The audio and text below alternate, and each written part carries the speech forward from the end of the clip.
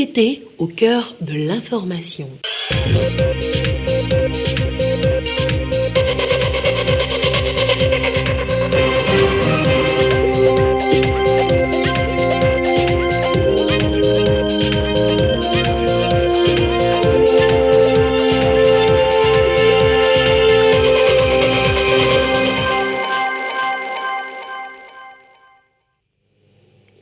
Mesdames, Messieurs, bonsoir et bienvenue au sommaire de cette édition. Le Togo prépare son adhésion au Commonwealth ou encore la Communauté des Nations, un projet que le gouvernement a soumis à l'appréciation des députés réunis ce matin en session plénière. Nous aurons dans cette édition à vivre cette séance et mieux comprendre le mécanisme d'adhésion et ses avantages. Tout doucement, le Togo s'apprête à commémorer sa fête nationale le 27 avril. Dans ce journal, nous allons remonter le temps et revivre avec les seniors le jour du 27 avril 1960. Témoignages, anecdotes, les détails historiques, les souvenirs, nous allons ensemble les revivre dans ce journal. Nous serons enfin à l'université de Lomé pour être aussi témoins du tout premier symposium littéraire international du Togo, un rendez-vous des professionnels du livre pour échanger sur les défis de la littérature africaine. Voilà pour le sommaire. Place maintenant aux 20h. Et nous ouvrons ce journal avec ce décret portant nomination du préfet Danier. Le président de la République, le Conseil des ministres entendu, décrète.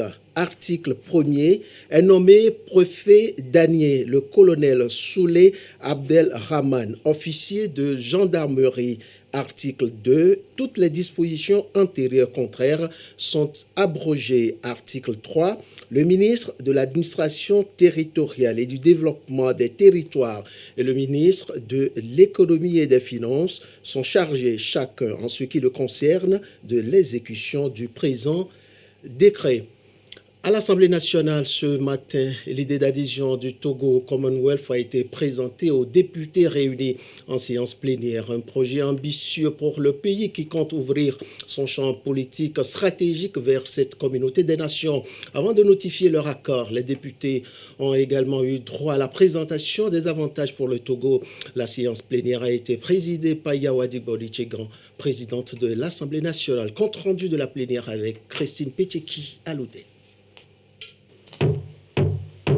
Le sujet à l'ordre du jour, l'adhésion du Togo au Commonwealth.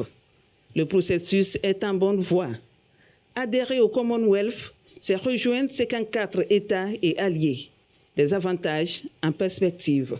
Le Togo aura la possibilité de diversifier davantage ses relations d'amitié et de coopération sur le plan stratégique. Il est indispensable pour le Togo, notre pays, dans le contexte post-Brexit, de reconfigurer ses relations avec la couronne britannique en dehors de l'Union européenne et entrer dans sa sphère de relations et de coopération. En matière de commerce, le Commonwealth constitue un vaste marché extérieur de plus de 2 milliards de consommateurs pour les exportations des produits nationaux togolais. Un éventail de possibilités nouvelles s'offre ainsi aux Togolais en termes de voyages, de mobilité, d'études, de travail, de partenariat d'entreprise, etc. Le Commonwealth serait donc pour notre pays une aubaine de tirer un réel profit à travers ces nouveaux canaux d'échange linguistique et faciliter ce contact mondial. L'enjeu est donc de taille, mais les députés ont cherché à mieux comprendre avant de marquer leur totale adhésion au processus. Le gouvernement n'en demandait pas mieux. Le gouvernement, sous le leadership de son Excellence, Monsieur le Président de la République, continuera à conduire le processus d'adhésion jusqu'à son aboutissement pour le bien des Togolais. Une fois le processus d'adhésion du Togo acté, il pourra déjà en juin prochain siéger à la réunion des chefs d'État de l'organisation. La présidente de l'Assemblée nationale, Yawa Tchegan Djibori, a salué l'engagement de ses collègues députés. Nous sommes arrivés à la fin de cette séance d'information avec un sentiment de satisfaction. Et c'est cette satisfaction que nous avons exprimée au travers de la résolution que la représentation nationale a adoptée à l'unanimité. nous ne pouvons que vous demander de bien vouloir transmettre à son Excellence, Monsieur le Président de la République, la gratitude de la représentation nationale pour la démarche qui a été faite en ce jour et surtout pour sa vision ayant pour seul objectif, le bien-être de nos populations. C'est depuis 2014 que le Togo a déclenché le processus d'adhésion au Commonwealth. L'organisation regroupe 54 États, dont 19 pays africains. Il s'ouvre à tous les pays épris de paix, de liberté et engagés dans la promotion des valeurs de démocratie, de droits de l'homme et respectueux des principes de non-ingérence. Dans l'actualité également ce soir, la présentation d'un rapport provisoire de l'étude d'impact de la surcharge des véhicules lourds sur les infrastructures routières. Le Togo, avec ce rapport, veut davantage mettre en application le règlement 14 de l'UOMOA pour ainsi préserver la vie des usagers. Compte rendu de la présentation de ce rapport avec Ramdan Bassina. À peine construites que nos routes se dégradent. Les poids lourds sont pointés du doigt. Le mauvais état des routes affecte la qualité de service, une menace également pour des vies. Le Togo a mené une étude d'impact. Le diagnostic est clair et les conclusions édifiantes. Avant 2013, par exemple, le Togo n'avait pas mis en place de dispositif de contrôle des poids lourds. Et leur impact sur la durée de vie des infrastructures, c'est que l'infrastructure, la route, on l'a construite pour qu'elle dure 15-20 ans. Et en 2013, parce qu'on ne contrôlait pas le poids des véhicules, cette durée de vie est de moins de 5 ans, donc de 4 ans. Et en 2021, comme on a mis en place un dispositif de contrôle des poids lourds, mais qu'on ne respecte pas encore totalement le règlement 14 parce qu'on est dans une situation de tolérance de 15% par rapport au règlement 14 de l'UOMOA, cette durée de vie de l'infrastructure est portée à 11 ans. Donc on a beaucoup à gagner en luttant contre la surcharge des poids lourds. 15 milliards de francs CFA, c'est le coût en termes de sécurité routière causé rien que par les véhicules lourds en 2021. Tous les acteurs sont interpellés. Le pays entend accentuer l'application du règlement 14 de l'UOMOA. Autrement dit, le respect des chargements des gros camions. Le prix du transport aujourd'hui ne couvre pas réellement le coût d'exploitation. Raison pour laquelle les acteurs sont toujours excités. Quand ils chargent, ils gagnent plus. Alors qu'au contraire, ils ne gagnent pas. Campagne d'information, sensibilisation, formation et dispositifs de pèse essieux ont limité les dégâts. Ce rapport provisoire a le mérite de relever l'ampleur du phénomène. Les acteurs impliqués vont élaborer d'autres approches de solutions.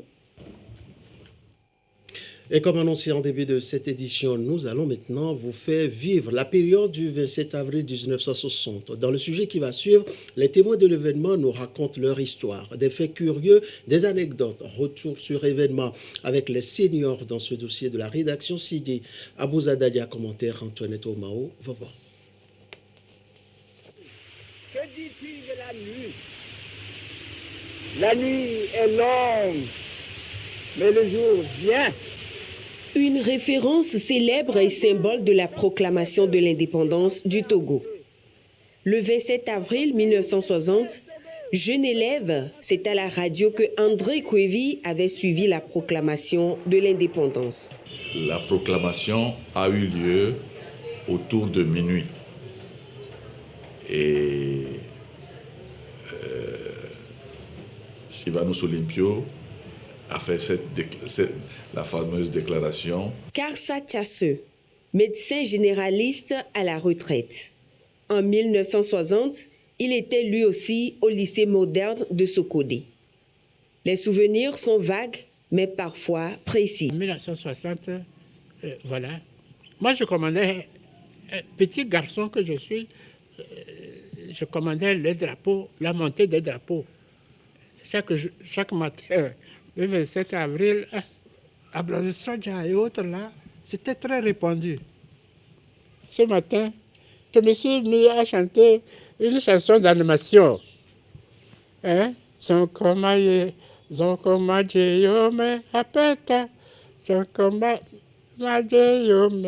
L'indépendance proclamée, place à la réjouissance populaire. André Kouévi se souvient encore de certains détails. Des visiteurs officiels des autorités etc., s'était annoncé, le duc de Mecklembourg, qui a été le dernier gouverneur allemand au Togo, s'est déplacé à Lomé pour l'événement. Je ne me rappelle plus le nom de l'officiel français qui est venu représenter les autorités françaises. Le lendemain matin, tout le quartier, pour ne pas dire toute la ville, tout le quartier était habillé en blanc et tam-tam, il y avait beaucoup donc de réjouissances et les gens se sont dirigés vers Suzanne-Timé. 62 ans après l'indépendance, pour la plupart des octogénaires, la mémoire peut flancher. Mais les livres d'histoire racontent les faits tels que vécus ce jour-là, du 27 avril 1960 au Togo. Et déjà pour les festivités du 27 avril, les offices religieux s'organisent pour davantage confier la nation sous la protection et la bénédiction divine. En début d'après-midi, les fidèles musulmans à Lomé ont ainsi prié Allah et ont aussi imploré sa miséricorde sur les plus hautes autorités du pays. Compte rendu Trinité Kelele et Clarisse Aticlé. Invocation d'Allah le très miséricordieux sur le Togo. Une prière spéciale dite ce jour pour le 62e anniversaire de la cession du Togo à la souveraineté internationale. Les fidèles musulmans ont particulièrement imploré Allah afin que le pays soit protégé contre le terrorisme. Aujourd'hui, le terrorisme et l'extrémisme sont un ennemi commun et nous allons de façon synergique lutter ensemble, la population, les gouvernants, même le chef de l'État. Et nous avons donc souhaité à tous les Togolais une bonne santé, évidemment, et nous demandons à tous ces Togolais, à tous ces citoyens togolais de s'unir pour combattre ce mal-là. Que tous les Togolais s'unissent et se sentent appartenir à une seule et même nation et travailler ensemble pour le développement du Togo. C'est une autre aspiration profonde des autorités togolaises soumises à Allah. Il faut que chaque Togolais œuvre aux côtés du président de la République, son Excellence M. Faure et son Zinam Gnassingbé, et aux côtés du gouvernement pour que notre indépendance soit véritablement consolidée. Aucune œuvre humaine ne peut se faire sans la grâce de Dieu. Et c'est pour cela que les autorités de notre pays ont voulu que la célébration de l'édition de cette année soit d'abord placée sous les offices religieux afin qu'on puisse demander à Dieu Tout-Puissant de continuer par bénir notre pays qui bénéficie de ses valeurs, de la paix et de la stabilité. Cette prière musulmane donne le ton aux offices religieux organisés sur l'ensemble du territoire dans le cadre de la célébration du 62e anniversaire de l'indépendance du Togo. Et je vous propose maintenant de suivre le programme détaillé des festivités marquant le 62e anniversaire de l'indépendance du Togo avec Joseph Amega. Communiqué du ministre d'État, ministre de l'Administration territoriale, de la décentralisation et du développement des territoires. Dans le cadre de la célébration du 62e anniversaire de notre indépendance et pour tenir compte de l'état d'urgence sanitaire encore en vigueur, relativement à la lutte contre la propagation de la pandémie à la COVID-19, les différentes manifestations y relatives se feront comme suit. Vendredi 22 avril 2022, 13h, prière musulmane à la mosquée centrale de Lomé et dans les mosquées des chefs-lieux de préfecture. Dimanche 24 avril 2022, 7h30, messe en l'église catholique de Beklikame. 9h, culte protestant en l'église évangélique presbytérienne de Lomé-Apégame. Dans les chefs-lieux de préfecture, les mêmes offices se dérouleront dans les paroisses catholiques et églises protestantes. Mardi 26 avril 2022, 18h, ranimation de la flamme de l'indépendance par son Excellence M. Faure Essozmna Gnassingbé, président de la République. Seules les personnes suivantes y prendront part: des présidents des institutions de la République, des membres du gouvernement désignés, des membres du bureau de l'Assemblée nationale, des personnalités civiles invitées, du général chef d'état-major général des FAT, des chefs d'état-major des armées. Mercredi 27 avril 2022, à Lomé, 8h30, défilé militaire, présidé par son Excellence, M. Faure Essozmna Gnassingbé, président de la République, à la place des Fêtes. Seules les personnes suivantes détentrices de cartes d'invitation y prendront part: des présidents des institutions de la République, du général chef d'état-major général des FAT, des membres du gouvernement, des personnalités civiles distinguées, des membres du corps diplomatique consulaire et des représentants d'organisations internationales, des députés à l'Assemblée nationale, des chefs d'état-major des armées et des officiers généraux, des officiers supérieurs des FAT, des directeurs généraux d'institutions et de sociétés, des directeurs de cabinets et secrétaires généraux, des membres d'institutions de la République, des préfets et des maires, des représentants des partis politiques, des autorités religieuses et traditionnelles. La mise en place doit être terminée à 7h30.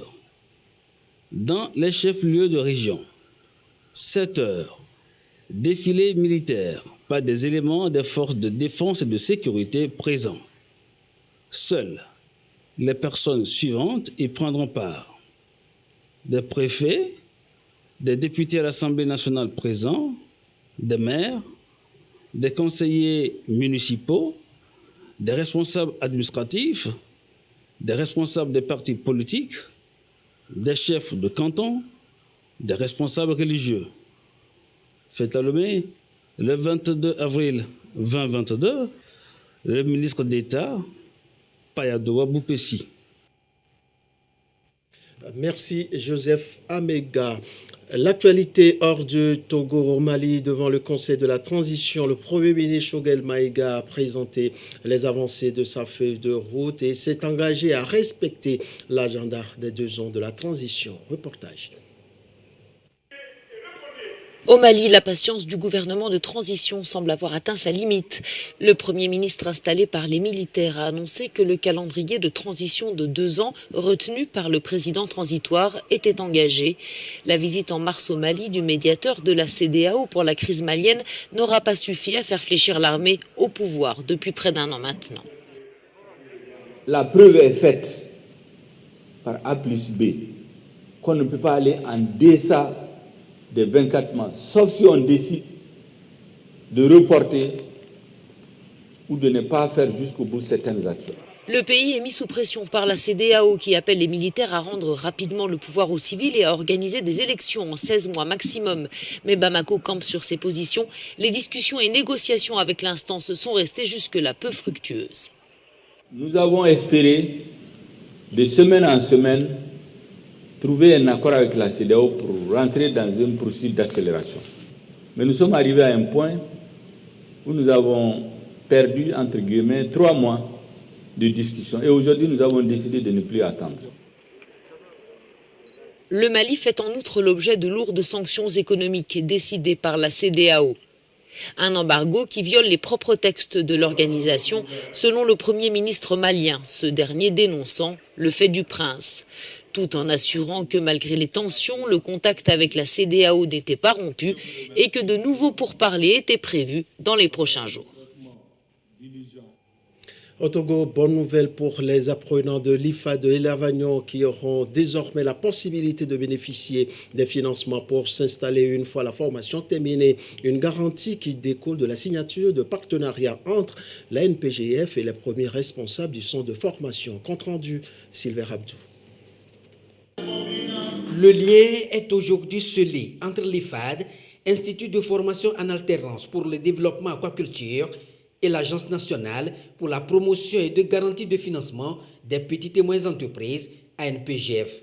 Une signature de convention qui désormais ouvre la voie aux apprenants en fin de cycle d'être accompagnés à travers la présentation d'un plan d'affaires bancable. Au terme de ce contrat que nous venons de signer, les apprenants en fin de cycle vont nous présenter des plans d'affaires. Et lorsque ces plans d'affaires vont répondre aux conditions de l'ANPGF, nous allons financer ces plans d'affaires pour les permettre de s'installer, de créer des entreprises viables à la fin de leur formation et faire la promotion de l'auto-emploi. Cette signature de convention de partenariat est intervenue quelques mois après la formation des apprenants en fin de cycle sur des thématiques diverses.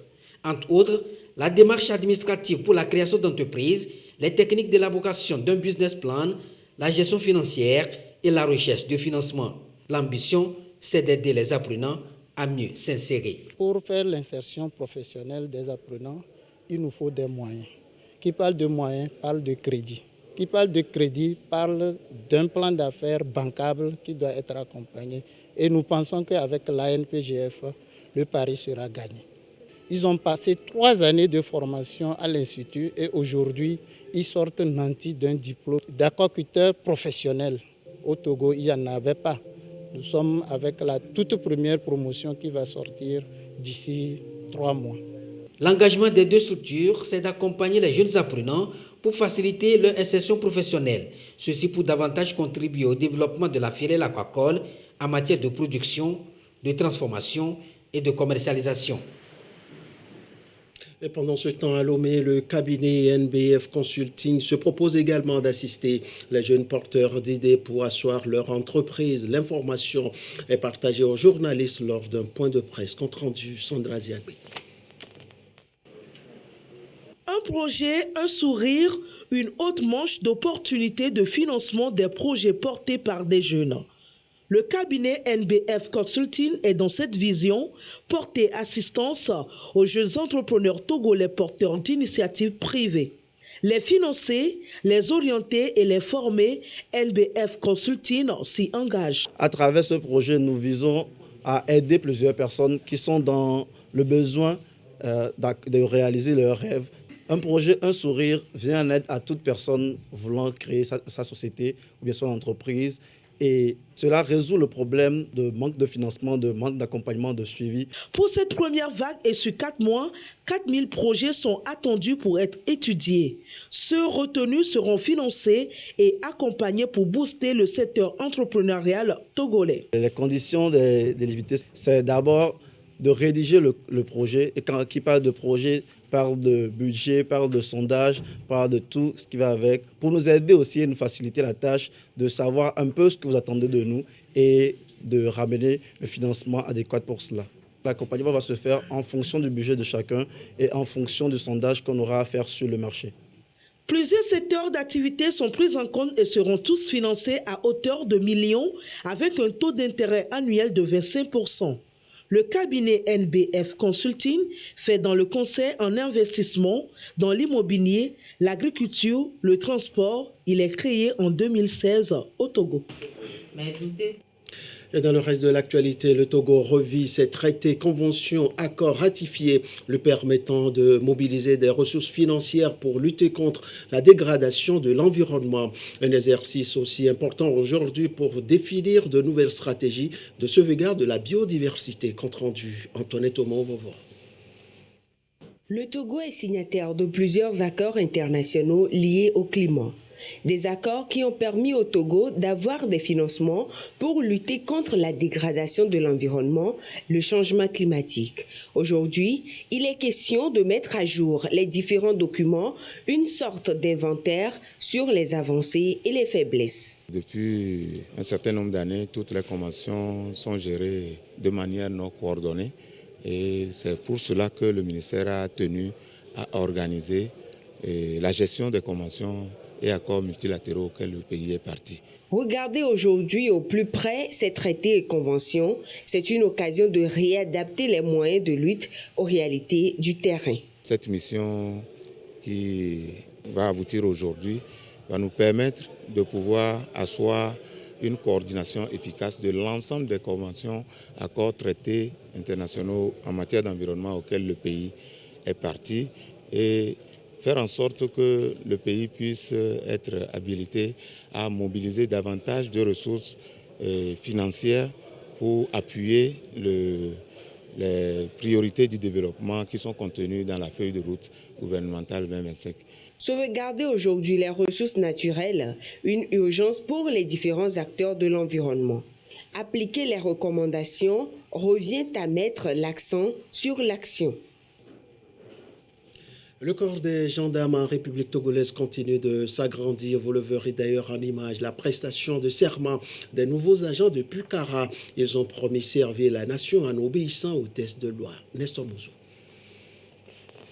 Désormais partie de ce corps des forces armées togolaises. L'article 20 portant statut spécial du corps de la gendarmerie leur impose de prêter serment. Un acte qui leur permet de prendre officiellement fonction. Chacun d'eux, pris individuellement, représente toute la corporation de la gendarmerie. En ce sens que, lorsqu'ils seront appelés à poser un acte, le citoyen, dans son interprétation, dira que les gendarmes ont fait ceci, les gendarmes ont fait cela, les gendarmes ont fait ça. C'est pour cette raison qu'ils doivent avoir de la hauteur. C'est également pour cette raison qu'ils doivent avoir de la dignité. Ils sont 46 gendarmes à prêter serment à cette audience au palais de justice à Kara. Le président du tribunal, en mesurant la difficulté et la délicatesse de leur mission, leur a demandé de faire preuve de détermination et d'amour pour leur métier. Vous venez de vous engager là, de façon irrévocable, à vous soumettre à votre hiérarchie, à poser des actes et tout ceci dans le respect de la loi. Vous devez faire preuve de discipline et de détermination. Vous serez amené à manier les armes. Vous devez le faire avec beaucoup de professionnalisme et de retenue. Parce que dans votre mission de maintien de l'ordre, vous aurez affaire à des gens irréductibles qui vont vous provoquer. Vous devez faire très attention pour éviter de tomber sous le coup de la loi, d'où la délicatesse de votre mission. Le président du tribunal a félicité les récipiendaires, leur a souhaité plein succès et les a renvoyés à l'exercice de leurs fonctions. Une pause maintenant à l'université de Lomé où se tient depuis ce matin le premier symposium littéraire international du Togo. Une rencontre des professionnels du livre pour échanger sur la nouvelle dimension à donner à la littérature africaine, riche de sa diversité. Le point à l'ouverture des travaux avec Ulrich Amega. Des livres, des romans, des recueils de poèmes et photos exposés ici à l'université de Lomé. Toute une panoplie d'œuvres littéraires et d'art au titre évocateur qui retrace les problématiques de la société. Problématiques au cœur de ce premier symposium littéraire international du Togo. Écrivains, éditeurs, universitaires, critiques littéraires d'ici et d'ailleurs échangent en vue de mettre la littérature africaine à contribution dans l'atteinte des objectifs de développement durable. Vous allez trouver des ouvrages qui parlent de la pauvreté, qui parlent de la paix, du vivre ensemble, qui parlent de la dégradation de l'environnement. Voilà, qui parle de l'éducation, qui parle des violences ou des inégalités hommes-femmes. Quoi de mieux que la littérature comme vecteur de valeur, comme outil de production de savoir, comme outil de valorisation des savoir-faire et des savoir-être dont les citoyens ont besoin pour leur formation, pour leur transformation, afin qu'ils puissent mieux impacter leur environnement. 2 jours de rencontres sur la littérature africaine et les défis à relever, bien d'activités au menu. Il est prévu à la fin de ce symposium international la publication des actes du symposium. Nous avons un atelier d'écriture où nous amenons les jeunes à réfléchir d'avance déjà sur le bien-être et sur l'environnement, comment les jeunes à travers leur production peuvent contribuer à la sauvegarde de l'environnement. Et les meilleurs textes qui sortiront des ateliers d'écriture vont également figurer dans cet ouvrage que nous allons publier. Et nous avons prévu aussi des spectacles où il y aura des lectures performatives. Cette première édition du Symposium littéraire international du Togo vient confirmer les actions du gouvernement togolais qui veut davantage faire de la culture et surtout du livre un levier d'épanouissement et de valorisation de la culture littéraire. La situation maintenant de la pandémie au nouveau coronavirus au Togo à ce jour de vendredi 22 avril 2022 et la situation se présente comme suit. Le nombre de cas confirmés est de 36 977. 4 nouveaux cas depuis hier. Le nombre de personnes guéries est de 36 679. Le nombre de cas actifs est de 25 et le nombre de décès est de 273. Situation rendue publique ce jour par le ministre en charge de la Santé, professeur Moustapha Mijiawa. Avant de refermer cette édition, je vous propose une fois de plus de suivre le programme détaillé des festivités du 62e anniversaire de l'indépendance du Togo avec Joseph Amiga. Ainsi prend fin cette édition. Merci à vous qui l'avez suivi. Merci à l'équipe de la réalisation conduite par Ambroise Kakpo. À très vite pour toujours vous servir avec le même plaisir et la même envie. Communiqué du ministre d'État, ministre de l'Administration territoriale, de la décentralisation et du développement des territoires. Dans le cadre de la célébration du 62e anniversaire de notre indépendance et pour tenir compte de l'état d'urgence sanitaire encore en vigueur relativement à la lutte contre la propagation de la pandémie à la COVID-19, les différentes manifestations y relatives se feront comme suit. Vendredi 22 avril 2022, 13h, prière musulmane à la mosquée centrale de Lomé et dans les mosquées des chefs-lieux de préfecture. Dimanche 24 avril 2022, 7h30, messe en l'église catholique de Beklikame. 9h, culte protestant en l'église évangélique presbytérienne de Lomé-Apégame. Dans les chefs-lieux de préfecture, les mêmes offices se dérouleront dans les paroisses catholiques et églises protestantes. Mardi 26 avril 2022, 18h, ranimation de la flamme de l'indépendance par son Excellence M. Faure Essozmna Gnassingbé, président de la République. Seules les personnes suivantes y prendront part: des présidents des institutions de la République, des membres du gouvernement désignés, des membres du bureau de l'Assemblée nationale, des personnalités civiles invitées, du général chef d'état-major général des FAT, des chefs d'état-major des armées. Mercredi 27 avril 2022, à Lomé, 8h30, défilé militaire, présidé par son Excellence, M. Faure Essozmna Gnassingbé, président de la République, à la place des fêtes.